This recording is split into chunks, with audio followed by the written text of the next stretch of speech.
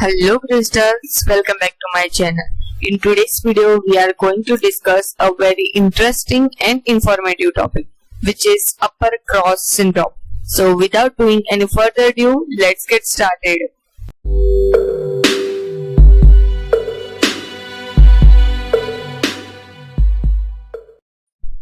First of all, let's learn about ideal posture, like what is good or bad. As we define the posture, it is an attitude which is assumed by the body either with the support during muscularity inactivity or by the means of the coordinated action of many muscles working to maintain the stability or to form an essential basis which is being adapted constantly to the movement which is superimposed upon. So how can we say if the posture is good or bad? So, the good posture is said to be good when it fulfills the purpose for which it is used with the maximum efficiency and minimum effort. And in the other words, we can say a state which can be maintained with the minimum muscular effort. And the posture is poor when it is inefficient, that is, when it fails to serve the purpose for which it was designed, or if an unnecessary amount of muscular effort is used to maintain it. One more detail I want to discuss that muscular system influenced by both the central nervous system and the peripheral nervous system. So the muscles can be considered a window into the function of the sensory motor system. So the posture is the expression of our sensory motor system. Another thing I want to tell you that due to faulty alignment, some of our muscles become tight and some of getting. So the question is, which muscles become tight and which become weak? So this concept is beautifully explained by the Janda. He divided the muscles into two groups, postural and the phasic muscles. So he believed that the postural or tonic muscles, which are the muscles responsible for maintaining the upright posture, have a tendency to become tight and hypertonic with the pathology and to develop contractures. These muscles are normally act as a nerves. Now on the phasic muscles, which include almost all other muscles, tend to become weak and inhibited with pathology. These muscles normally act as a stabilizers. So this is the list of the muscles which are become tight or prone to tight or weak.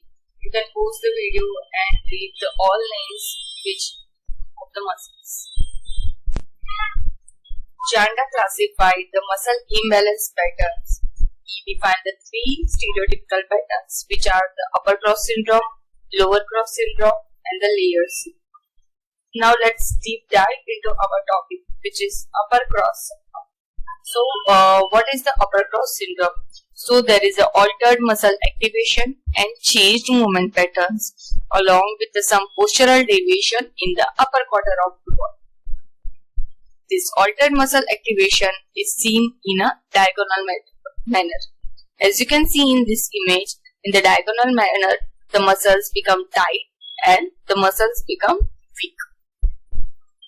So which muscles become tight and which muscles become weak?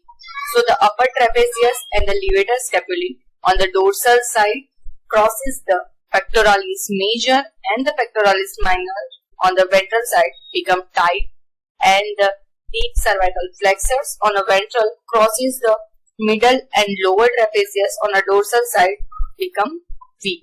I hope you get it. Now, this imbalance leads to joint dysfunction. So, the joint dysfunction occurs at the atlanto-occipital joint, C4-C5 segment, cervicothoracic joint, glenohumeral joint, and the T4-T5 segment. So, what are the possible causes to develop this condition? So, the long hours of sitting at a computer, watching a TV, or playing on a smartphone, and sometimes the injury and the congenital disabilities may also contribute to development of this condition.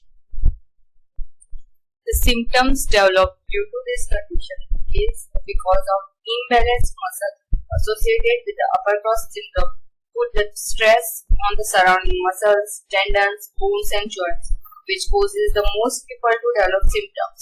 So the symptoms that include headaches, neck pain and strain in the back of the neck, chest pain and tightness, pain in the upper back, especially in the shoulders, difficulty in sitting, reading, watching TV or driving for long periods of time, restricted range of motion in the neck of the shoulders, and numbness and tingling and pain in the upper arms. Some postural changes we can also see, which are the forward head, increased cervical lordosis, thoracic kyphosis, elevated and protracted shoulders, rotation and abduction and bringing of the scapula. There is also decreased glenohumeral stability. So this is due to as glenoid fossa becomes more vertical due to serratus anterior decrease, leading to abduction, rotation and bringing of the scapula. I hope you get it. Now let's talk about the physiotherapy management. Like, what is the role of physiotherapy to treat the upper cross syndrome? So the best way to treat the upper cross syndrome through the preventive stretches, exercises and improved function.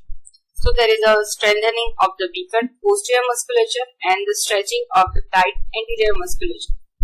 Muscular adhesions and trigger point must be removed to increase the flexibility of the muscles and the joints.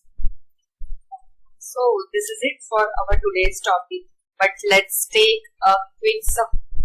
So the upper cross syndrome is a muscle imbalance which is caused by weakening and the lengthening of posterior upper back and neck muscles, and combined with the tightening and shortening of the opposing anterior pectoral, chest and neck muscles. This imbalance may lead to joint dysfunction, and the upper cross syndrome is mainly caused by the poor posture over an extended period of time, which results in a rounded shoulders, forward head, and also causes the pain throughout the upper body, including shoulder pain and the neck pain, as well as reduced range of motion.